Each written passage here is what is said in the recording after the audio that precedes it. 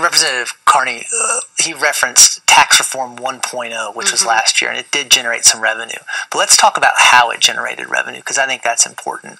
I think no matter how you sugarcoat it, in that tax reform, we lowered taxes on the wealthiest Kentuckians and wealthiest corporations, and we raised them on the poorest people, nonprofits, and retirees. And so when we came back this year, the goal was to fix some of that. Now, we need revenue in this state. So there are some tax reform things that are in there. We got rid of the tax on the nonprofits, which I think is a good thing. We actually decreased some of the tax burden on that income gap in some of the low-income families, and I think that's a good thing. But we went to some of these pro-business measures. I was expecting that we'd find revenue, and I think there's even some low-hanging fruit out there right now that we could do. There's a Republican proposal in the House. Representative Jerry Miller has a proposal to tax the vaping solution, the per milliliter tax on vaping solution. There's non-tax revenue. You've certainly got expanded gaming. I mean, how many people today, this Monday, filled out an office bracket pool for the NCAA? How many millions of dollars are we missing out on a state right now?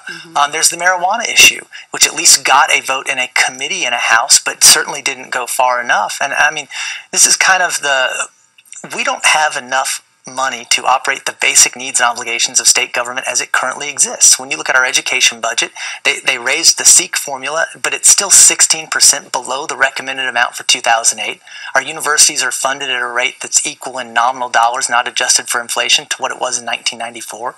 We have crumbling infrastructure, and we know we need some health and Medicaid needs. So where are we going to get that revenue? And if we're going to open up the budget in a non-revenue year, I think the two goals of this session will be to find revenue and work on the pensions. And to that extent, it's what you've talked about. We've done abortion, we've done all these types of things, but I don't think we tackled the two main issues we came in to do. And to the point about sports betting, we heard in committee that was going to bring $20 million on the low end, $48 million on the high end, if no other state around us had acted, right? So that's not a whole lot of revenue.